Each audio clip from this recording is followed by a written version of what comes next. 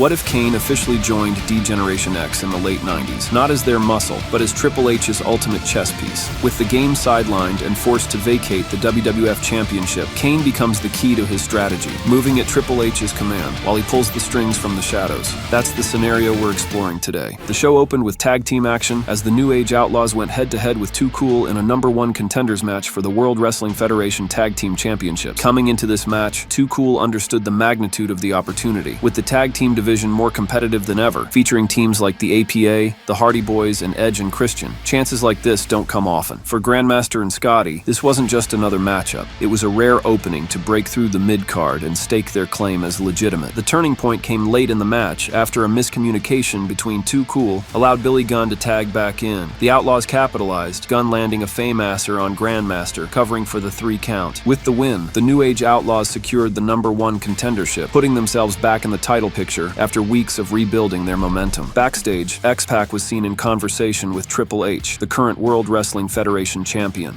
The exchange appeared to be more than friendly advice. It carried a strategic undertone. Triple H, focused on protecting his position at the top, advised X-Pac to deliberately provoke The Undertaker. The idea was simple: keep the dead man distracted and away from the championship picture. Triple H emphasized that as long as The Undertaker's attention was elsewhere, his own reign as champion would remain secure. X-Pac seemed hesitant at first, aware of the danger in crossing someone like The Undertaker, but ultimately appeared to agree. The hardcore title was on the line next, as Bubba Ray Dudley, already one half of the WWF Tag Team Champions, defended against Raven. For Bubba, this was another chance to prove himself as one of the toughest men in the company, juggling 2 championships and fending off challengers from every direction. But for Raven, this was about reclaiming the title he's completely obsessed with. The match turned volatile fast. For Bubba Ray Dudley, this title defense came at a difficult time. Balancing the demands of being both hardcore champion and one half of the Tag Team Champions has clearly started to take its toll. The constant punishment of hardcore matches, combined with the pressure of tag team competition, has left him visibly worn down. Each defense feels like another test of endurance, another night where he's forced to dig deeper just to hang on.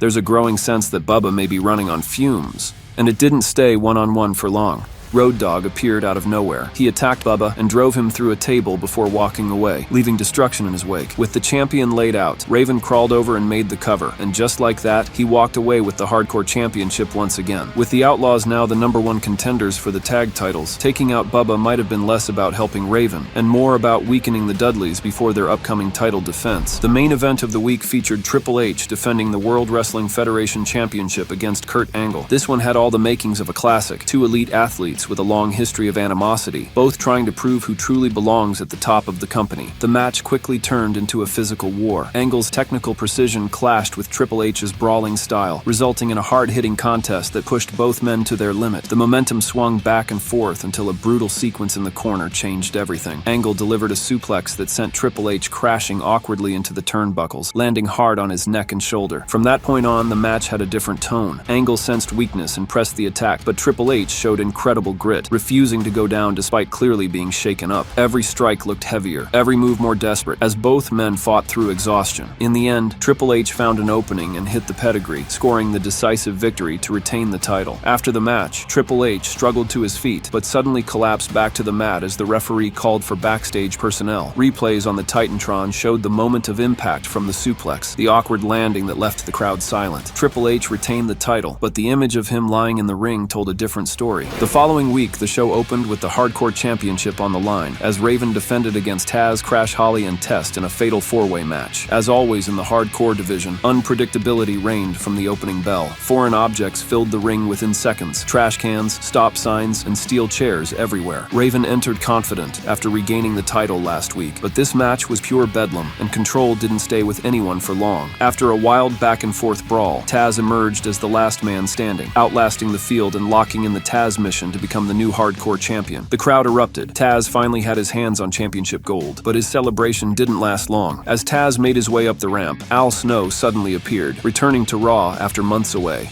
Snow ambushed Taz from behind, blasting him across the back with a stop sign before hoisting him up and delivering a devastating Death Valley driver on the exposed floor. With the referee still nearby, Snow dropped down for the cover, and just like that, under the 24/7 rule, Al Snow became the new hardcore champion, stealing the spotlight and the title on his first night back. Up next, the APA were set to face the Dudley Boys in tag team action. This was a key opportunity, a chance to prove to management that they belong in the tag title conversation. The Dudleys, still holding the gold, were more than ready for a fight, and the atmosphere in the arena felt tense before the bell even rang. The APA stood in the ring, fists clenched and ready for a brawl, but as the Dudleys made their entrance, the cameras suddenly cut to the stage. The New Age Outlaws had blindsided them from behind. With the Dudleys unable to compete, the match was called off. The APA watched from the ring, seething with frustration. They'd been ready for a fight, and now the opportunity had been ripped away from them. By the looks on their faces, the New Age Outlaws might have just made a very big mistake, because if there's one thing the APA doesn't take kindly to, it's being cheated out of a fight. Next up, it was a high-caliber singles contest, as The Undertaker went one-on-one with Chris Jericho, two of the very best on the roster, both with something to prove. From the opening bell, the pace was intense. Jericho used his youth to try and keep the dead man grounded, while Taker relied on striking precision to dictate the tempo. It was a competitive, hard-fought battle that had the crowd hooked, but midway through, things took an unexpected turn. X-Pac was seen sneaking down the ramp, glancing nervously toward the ring. While Jericho inadvertently kept Taker busy, X-Pac slid around to the side of the walkway, and with a smirk, he climbed onto the Undertaker's motorcycle. As the crowd erupted, X-Pac revved the engine and sped off up the ramp. The distraction nearly cost Undertaker the match. Jericho seized the moment with a surprise roll-up, but Taker powered out just before the 3 count. The near fall only fueled his anger. From there, the match turned into pure punishment. Taker overwhelmed Jericho, finishing him off with a devastating last ride for the victory. Normally, The Undertaker would take a moment to celebrate, but not tonight. The instant the bell rang, he rolled out of the ring, clearly intent on tracking down his motorcycle. 1 hour later, and the atmosphere in the arena turned tense as Triple H made his way to the ring, flanked by DX. The World Wrestling Federation champion looked far from his usual confident self, wearing a neck brace and moving gingerly after last week's main event. The gold was in his possession, but the body language told a different story. Once inside the ring, he took the microphone and cut an intense promo. His tone was bitter, angry, but calculated. He immediately called out Kurt Angle, accusing him of being reckless and irresponsible, claiming Angle's carelessness during their match could have permanently damaged not just the game, but the WWF itself. Triple H said that he's the backbone of the company, the biggest star in the industry, and the man who carries the WWF on his shoulders. But tonight, for the first time, even he couldn't escape the consequences. With visible frustration, he revealed that doctors had forced him to do the one thing he never wanted to do: vacate the WWF Championship. Triple H then smirked and said that while this could have been a disaster for the company,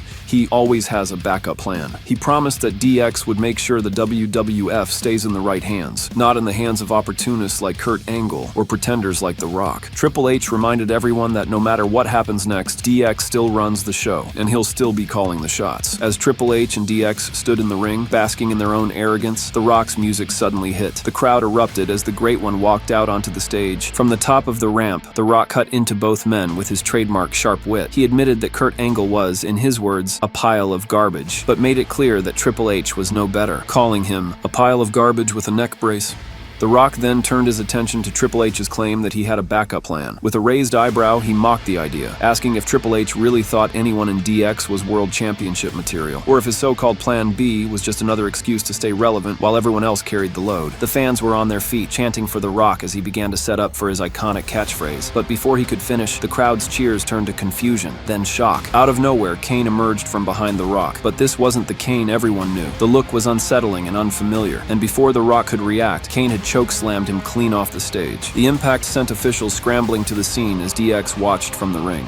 The show opened with a heated tag team clash between the APA and the New Age Outlaws, a match that came directly out of last week's shenanigans. After Road Dogg and Billy Gunn ambushed the Dudley Boys before their scheduled match, costing the APA their opportunity, Bradshaw made it clear they wanted payback. This was a hard-hitting fight from the start. No showboating or stalling, just two rugged teams trading heavy shots. The Outlaws tried their usual tricks, taunting and stalling brawling to throw the APA off their rhythm, but the veterans weren't having it. As the match reached its peak, the Dudley Boyz' music suddenly hit. The distraction caught Billy Gunn off guard. He turned toward the stage, expecting an ambush, but instead, he walked right into a clothesline from hell from Bradshaw. The impact flattened him, and Bradshaw made the cover for the 3 count. The APA score the win. On the stage, the Dudleys appeared, laughing and pointing down at the Outlaws from the top of the ramp, clearly enjoying a bit of revenge for what happened last week. In the ring, the APA stood tall, glaring toward both teams. The message was loud and clear. They're coming for the tag team titles. The broadcast then cut to a live feed from a grocery store where current hardcore champion Al Snow was seen casually shopping. While wandering through the store, something on the shelf caught his eye, a product called Rikishi's Buns. The name stopped him in his tracks, but before he could focus on the obscure item, a blur appeared behind him. Taz. Out of nowhere, Taz locked in the Taz mission to once again become hardcore champion. Only in the WWF could a grocery run turn into a championship match, and with the 24/7 rule in effect, the unpredictability of the title never stops. Next up, X-Pac challenged Gillberg for the light heavyweight championship, but the story wasn't really about the title. It was about disrespect. Still gloating after stealing the Undertaker's motorcycle the week before, X-Pac made his entrance riding the bike to the ring, revving the engine and taunting the crowd. It was a deliberate shot at the dead man, and everyone knew it. Once the match started, X-Pac dominated, showing no mercy to the overmatched Gillberg. He laughed through most of the offense, clearly more focused on sending a message than actually winning the championship. But before he could finish the job, the lights dimmed and the arena filled with that unmistakable gong. The Undertaker's music hit and the crowd erupted. Moments later, the dead man appeared on the stage, angrily walking toward the ring. X-Pac's expression changed instantly from smug confidence to sheer panic. He didn't wait for Taker to reach him. X-Pac jumped out of the ring and sprinted through the crowd, desperate to escape. The Undertaker climbed into the ring, eyes locked in the direction X-Pac had fled, but he didn't give chase. Instead, he slowly turned toward the fallen Gillberg. In a ruthless act meant to send a message, the Undertaker hoisted Gillberg high into the air and delivered a massive last ride in the center of the ring. The fans roared as Taker looked straight into the hard camera, making his intentions crystal clear. This was for DX. With the message sent, the Undertaker reclaimed his motorcycle, mounted it, and rode up the ramp, leaving behind a wrecked champion and a severely shaken X-Pac. Next up, Chyna went one-on-one with Trish Stratus in a competitive bout that showcased both women at their best. Trish brought her growing confidence after a 4-month winning streak, but Chyna's sheer strength and experience proved too much to overcome. After a strong back-and-forth contest, Chyna secured the win, standing tall in the center of the ring. But the celebration didn't last long. Triple H's music hit, and the crowd turned hostile immediately. The Game made his way down the ramp, still wearing a neck brace, his expression a mix of pain and anger. Without a word, he climbed into the ring, and before anyone could react, he dropped Trish with a pedigree. He then rolled out of the ring and reached underneath the apron, pulling out his trademark sledgehammer. The atmosphere turned tense. Before he could strike, The Rock's music hit to a thunderous ovation. The Great One sprinted down the ramp, full of adrenaline. On his way to the ring, he leveled Chyna with a rock bottom on the outside before sliding in and taking the fight straight to Triple H. The crowd was electric as Rock unloaded with right hands, sending the Game over the top rope to the floor. But before The Rock could press the attack, a massive figure emerged from the crowd. Kane. Still wearing his new green attire, Kane stepped over the barricade and grabbed Rock from behind, lifting him high into the air before chokeslamming him straight through the commentary table. The impact echoed through the arena. Triple H watched from ringside, stunned but satisfied, as Kane stood tall over the wreckage, fire and smoke surrounding the destruction. The message was now obvious.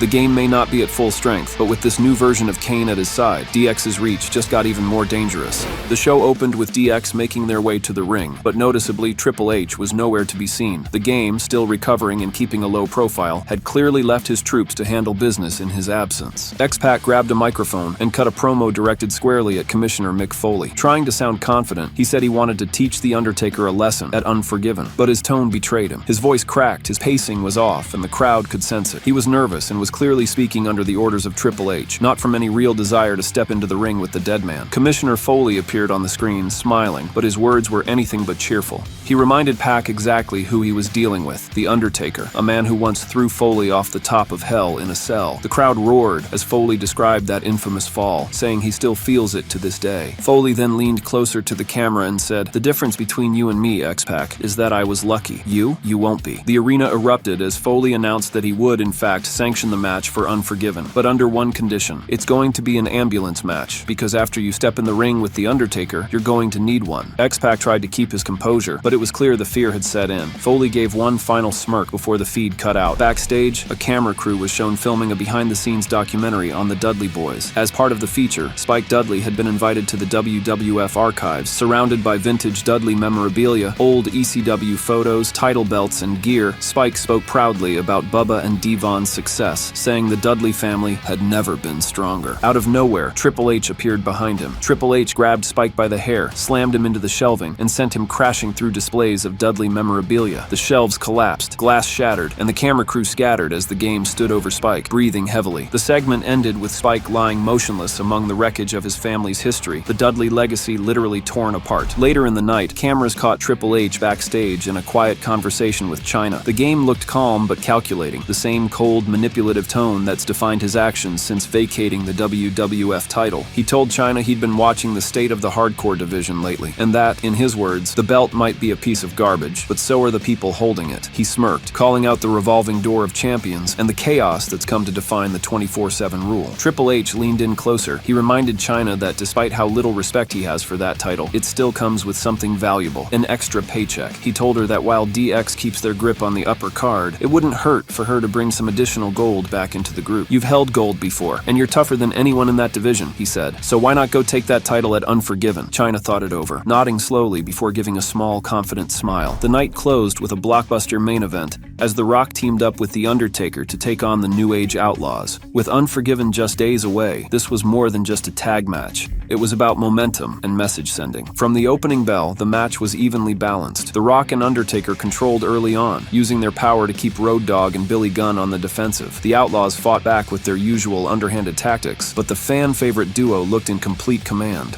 While Undertaker stood on the apron waiting for a tag, X-Pac appeared out of nowhere, steel chair in hand. He blindsided the dead man from behind, cracking him across the back with a powerful shot before bolting into the crowd. Undertaker dropped to one knee, stunned, before chasing after him through the audience. Just like that, the match shifted from a tag team contest to a 2-on-1 scenario, The Rock versus the New Age Outlaws. The numbers game caught up quickly. The Outlaws isolated The Rock, double-teaming him at every opportunity, trying to wear down the man who will challenge Kane for the vacant championship at Unforgiven. But The Rock refused to quit. Feeding off the crowd's energy, the Great One fought back, finally connecting with the people's elbow to score the win. The crowd erupted as The Rock stood tall, glaring toward the stage, a message to Kane that he's ready for whatever awaits him at Unforgiven. Unforgiven kicked off with a huge championship showdown as the Dudley Boys defended the WWF Tag Team titles against the New Age Outlaws. This rivalry has been building for weeks, from backstage ambushes to sneak attacks, and tonight both teams finally met in an even fight. Midway through the match, it looked like the Dudleys were closing in on a win, but Chyna climbed onto the apron, shouting at the referee and causing the official to turn his back. That's when the plan unfolded. Triple H, still wearing his neck brace, appeared from the crowd, carrying his sledgehammer. The game slid in behind Bubba and struck him across the back with a brutal shot before rolling into the ring and hitting another pedigree on Devon for good measure. With both champions down, Triple H slipped out as quickly as he came, leaving the Outlaws to finish the job. Billy Gunn capitalized, hitting the Fameasser on Devon as the referee finally turned around to count the pin. The New Age Outlaws are the new WWF Tag Team Champions. Triple H's presence may have been limited by his condition, but his influence is still absolute, and once again, DX holds gold. The second match of Unforgiven saw Taz, Big Boss Man, and Steve Blackman collide in a triple threat match for the Hardcore Championship. Three of the toughest competitors in the division went to battle in a fast, chaotic brawl that never once left the crowd quiet.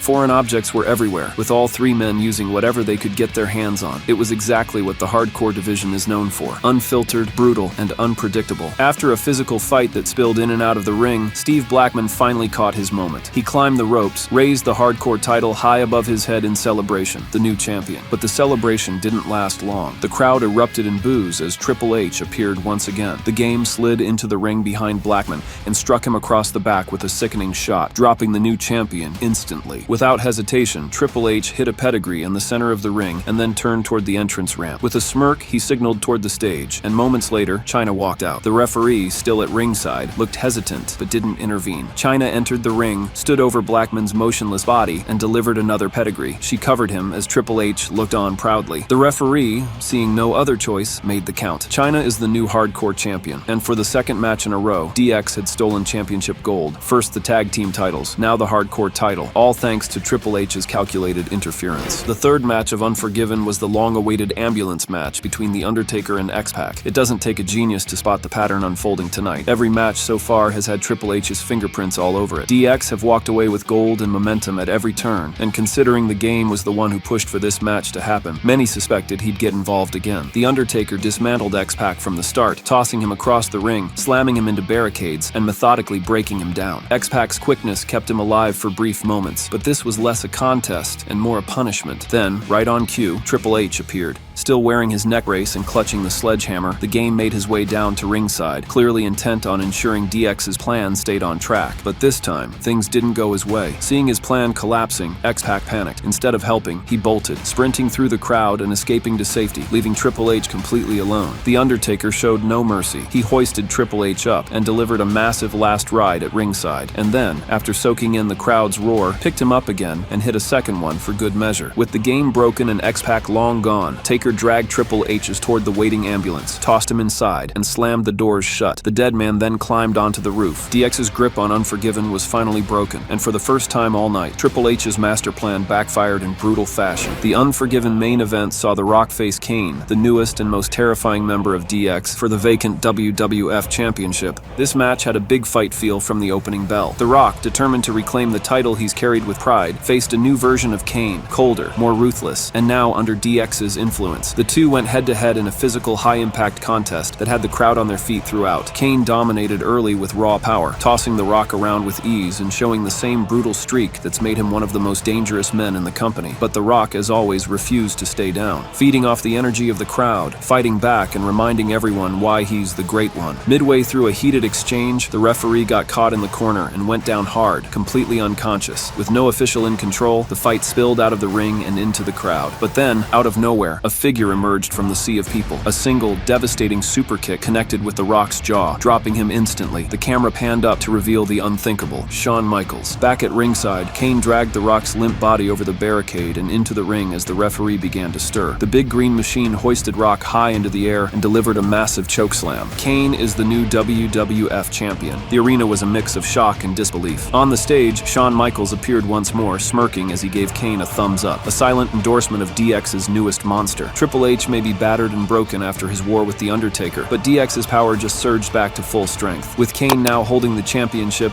and Shawn Michaels returning to the fold, the landscape of the World Wrestling Federation has changed once again.